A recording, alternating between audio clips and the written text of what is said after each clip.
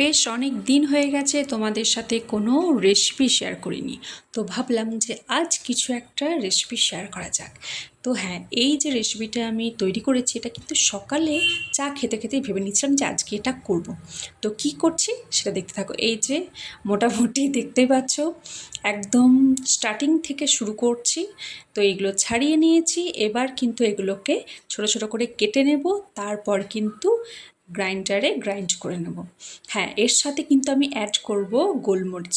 এবার হচ্ছে গোলমরিচ আর আদা, পেঁয়াজ, রসুন এগুলো সব একসাথে গ্রাইন্ড করে নেব। লঙ্কার ঝালটা একটু অন্যরকম হয় আর গোলমরিচের ঝালটা একটু অন্যরকম হয়। তো এই যে দেখো সুন্দর পেস্ট হয়ে গেছে। আর গোলমরিচ দেওয়ার জন্য এই যে ছোটো ছোটো দানা দানাগুলো কালো কালো লাগছে।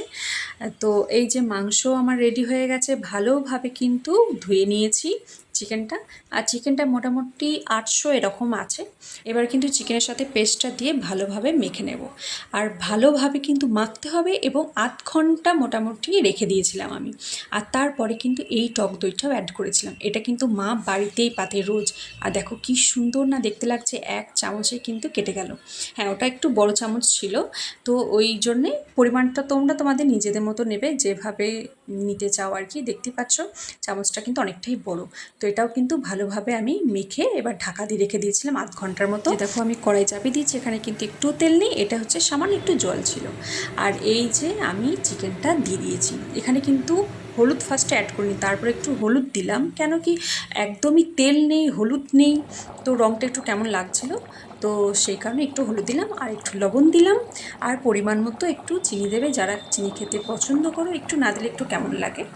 আর এই যে তারপরে দেখো কোনো অয়েল নেই, অয়েল ফ্রি রান্না। এটা হচ্ছে চিকেন রেজালা, আমি অয়েল ফ্রি করেছি, তো সেই কারণে কিন্তু একটু হলুদ দিয়েছিলাম। যেহেতু অয়েল ফ্রি সেই কারণে একটু হলুদ দিয়েছিলাম, যাতে একটু দেখতে অন্তত ভালো লাগে।